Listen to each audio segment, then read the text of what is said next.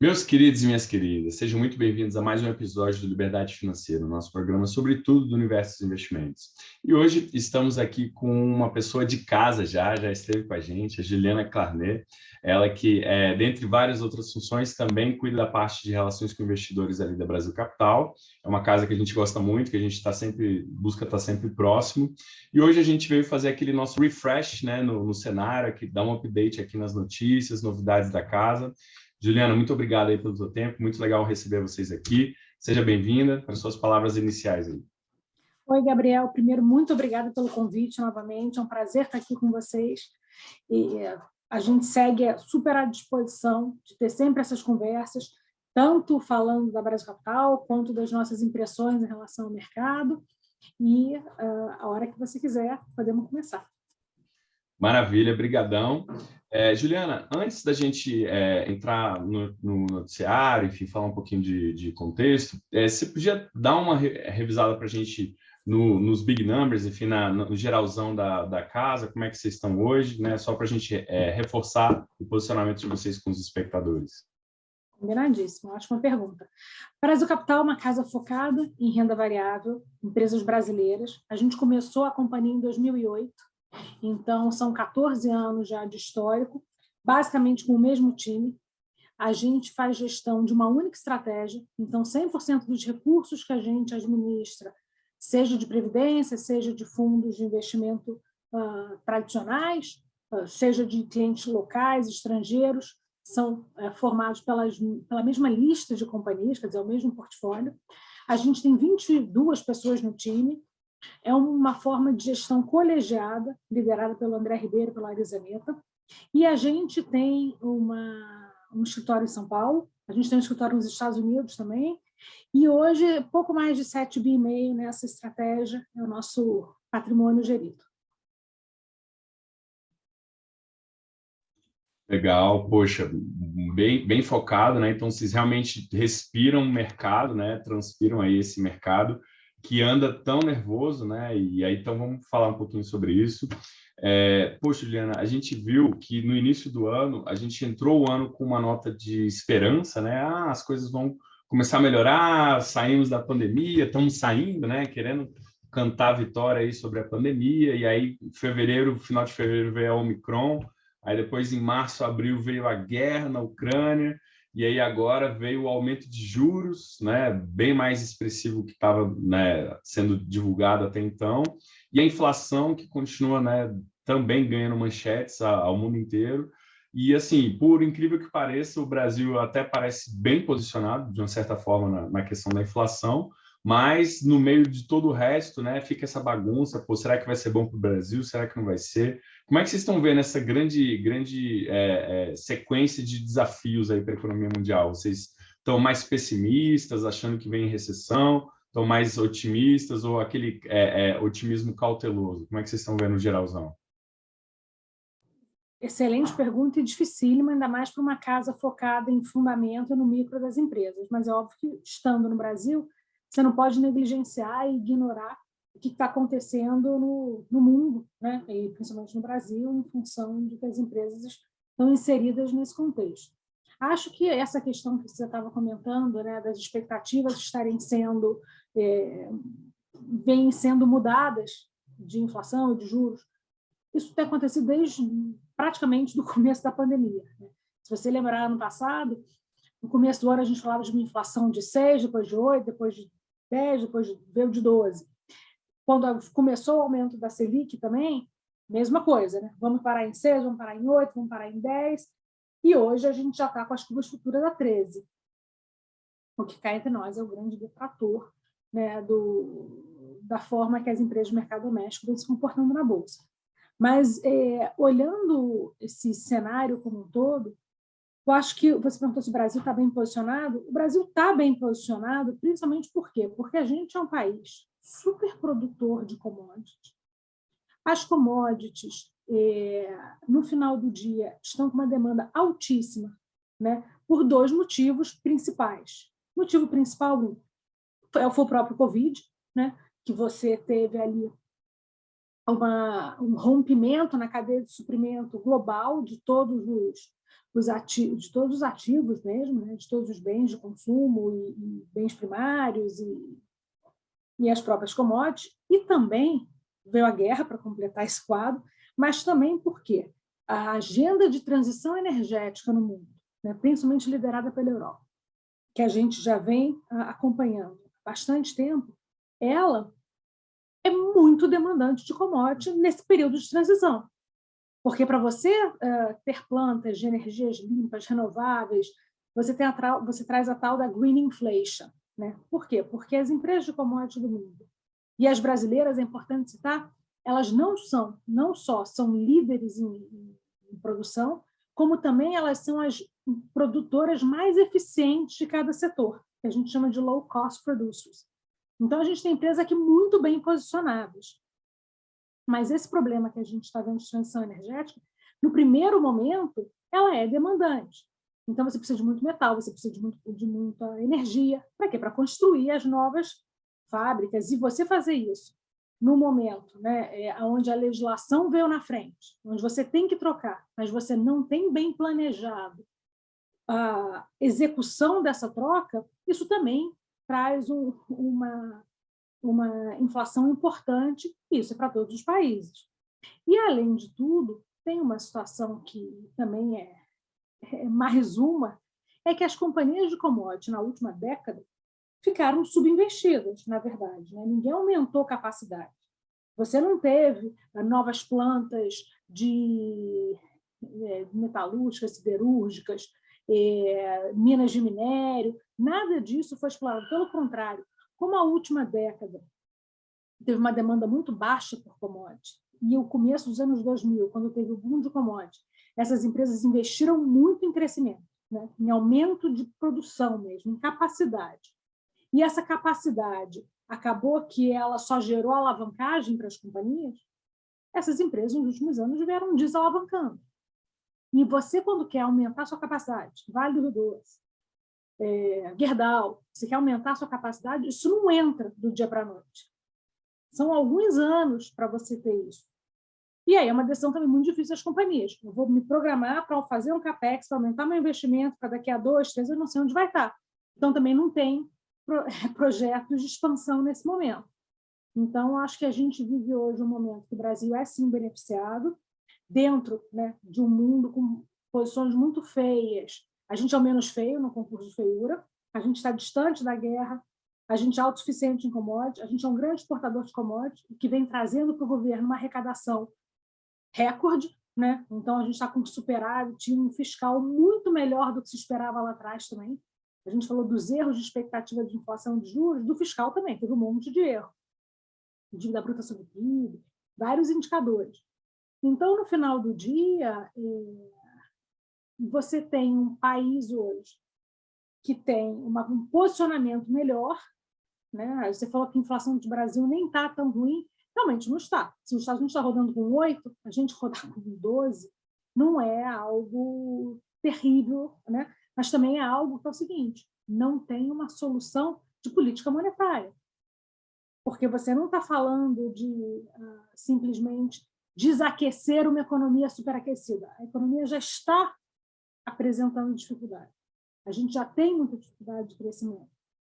Então, acho que a gente precisa, sim, hoje, olhar para companhias que sempre se beneficiam desse movimento. Primeiro, porque os competidores mais fracos tendem a quebrar. E essa é uma das razões que o Brasil é um mundo de monopólios e oligopólios em todos os setores. E segundo, porque você, obviamente, toda crise acaba também em algum momento, né? Não tem alegria que dure para sempre, nem mal que nunca se acaba. Uma hora acaba. Então, acho que esse é um momento mais delicado do mundo. A gente não tem capacidade de operar o fundo ou montar uma carteira esperando o que o Fed vai fazer, por exemplo, nem mesmo o que o Banco Central aqui vai fazer. Mas a gente tem que, sim, ter esses cenários na cabeça, muito bem mapeados, planilhados, para saber o que pode acontecer com cada companhia e evitar ter uma grande concentração em um setor específico ou driver específico, um portfólio inteiro voltado para um único cenário. E deixa eu te perguntar, você citou a questão green, né, com a green inflation e tal. Agora tenho lido muito sobre o greenwashing, né, como os investimentos ESG começaram a ter muitos problemas, né, de críticas de empresas aí fazendo coisas só para sair bem na foto, vamos dizer assim, né, mas por baixo dos panos nada de muito green. E por último, assim, a discussão que mais me chamou a atenção foi a discussão da questão ética, né? Porque até então o ESG eles vinham saindo fora, né? Se desvencilhando de questões como defesa, armamentos, bombas, enfim, e isso sendo visto como coisas não muito ESG, né? Indústria armamentista, né? E aí agora veio depois da invasão da Ucrânia mudou radicalmente o discurso, né? E aí o pessoal dizendo, poxa, não é ético eu investir em defesa do meu próprio povo, né? Você comprar armas para defesa, isso não seria ético? E aí os fundos querendo mudar, incluir armas de empresas de defesa e de armamento dentro das empresas aceitas nos critérios ESG, com essa bandeira da ética, da autodefesa, enfim. Como é que vocês estão vendo essa discussão?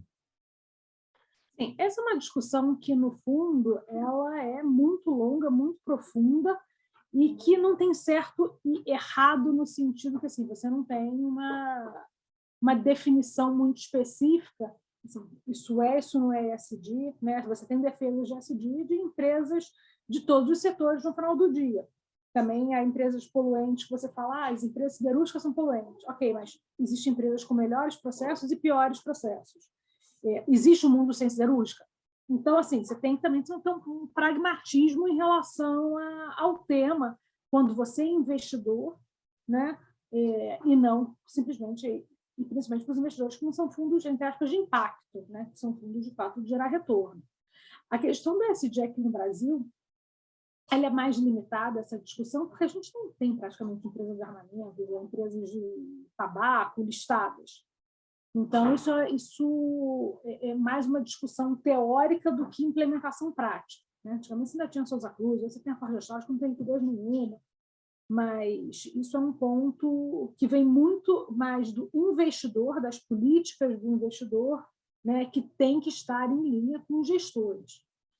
Mas, no final do dia, quando a gente olha para esse tema, e a Brasil Capital a gente tenta implementar práticas, principalmente de governança, que isso sempre foi um foco importantíssimo nos investidores de valor e de fundamento no Brasil, e lá fora também, você vê assim, a ética das companhias, né? Eu acho que a ética dos negócios, a forma de implementação e a forma de execução das atividades das companhias, mas sempre, obviamente, além de buscar o retorno, com pragmatismo, que assim, não existe um mundo sem siderúrgica, existe um mundo sem indústria armamentista, não existe.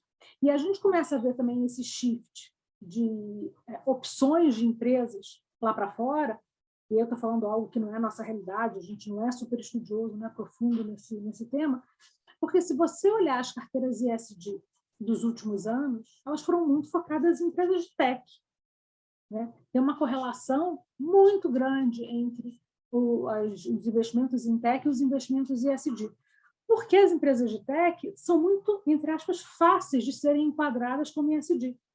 Elas normalmente, né, já nascem com um grupo de funcionários e no seu ecossistema ali uma parte do S social muito engajada. Elas não têm, né, o E de environment, que é o ambiental, porque elas não têm capital empregado, então elas não são poluentes, elas não têm plantas, elas não se envolvem nesse tema. E na parte de governança, como são empresas normalmente de alto crescimento, todos os seus documentos, memorandos, códigos, vão sendo montados ao longo do tempo com um grupo de investidores, né? Quando eles vão fazendo aquelas captações. Então, é sempre muito aceito, mesmo o voto de ouro, né? Você ter ali a sua ação valendo mais que os outros, por quê? Porque o investidor quer manter o empreendedor no negócio. E a gente está vendo o que está acontecendo com as empresas de tech no mundo hoje, né? Algumas brasileiras estão até sendo puxadas aí pelo mesmo movimento. Então, acho que eles também precisam abrir um pouco o leque, e essa relação não pode durar para sempre, né? E assim, em relação às empresas tech, também ganharam noticiário, muitas empresas tech enxugando agora, demissões em massa, compressão das margens, né, por conta das taxas de juros subindo muito, e aí fazendo essa taxa de desconto, né, dessas empresas que, em geral, são muito alavancadas. Então, será que estamos vendo um novo normal, né, que até há pouco tempo o novo normal era as techs dominando, né? Agora, o novo normal é o petróleo dominando, é o minério dominando, e as empresas tech sofrendo aí com a taxa de juros, um choque de realidade para as empresas tech. Será que aquele clout, né, que eles chamam em inglês, né, toda aquela potência que vinham se demonstrando no mercado, é só um suspiro e depois vai voltar, ou a gente repaginou para voltar um pouco ao clássico aí, petróleo e minério?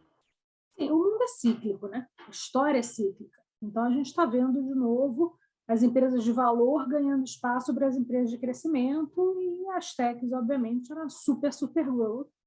E o que a gente vê nesse segmento é que tem de tudo. Teve exageros, tem empresas que não valem, que chegaram a ser precificadas, tem empresas que valem, e essas a gente pode ver voltando, né? Apesar da gente eventualmente discordar do nível de preço que se chegou. Tem empresas de crescimento que tiveram uma realização tão forte que a gente brinca que já são negociadas a preço de empresa de valor.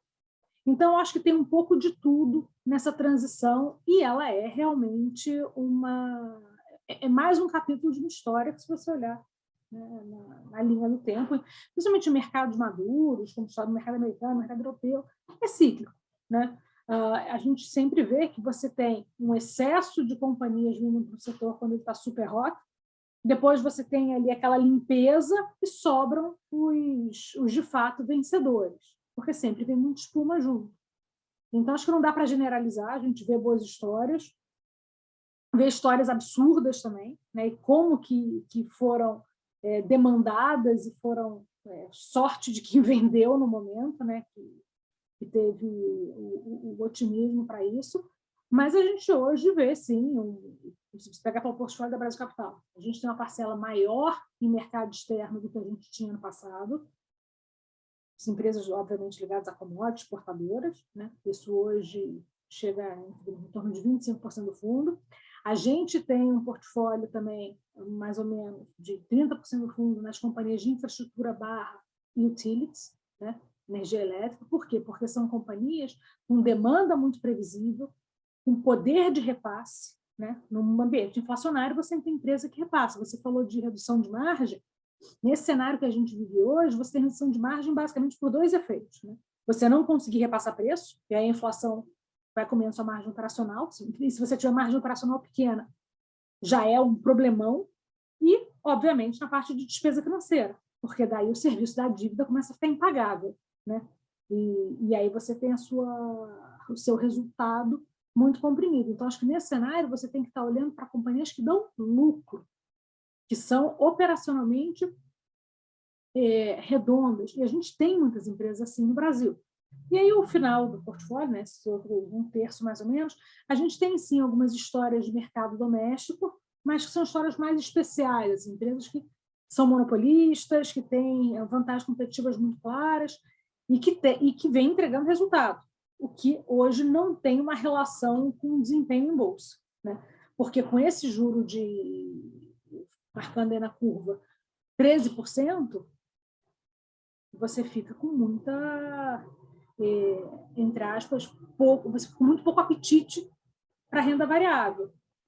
E eu acho que a gente ainda precisa aprender no Brasil que o asset allocation, que é o que vocês fazem, né, a montagem de portfólio, ela deveria ser soberana ao trading. Por quê? Porque você acertar o market time é dificílimo e você deveria, e quem ganha dinheiro de longo prazo na Bolsa, a gente tem esses investidores icônicos, históricos no Brasil, nos Estados Unidos, etc., é a paciência e a consistência, né?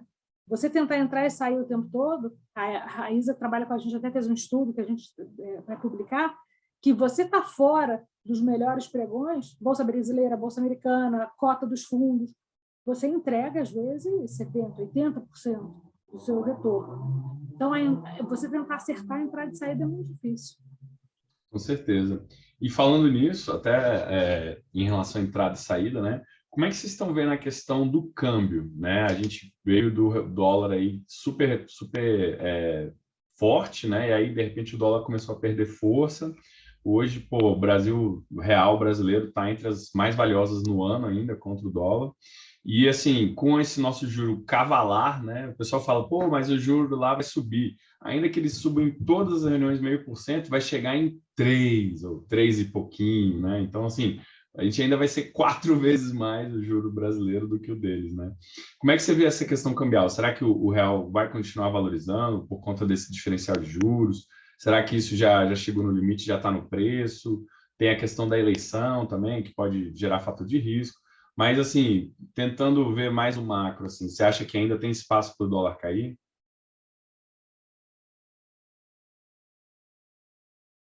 Tá no Desculpa, mute. estava no mudo.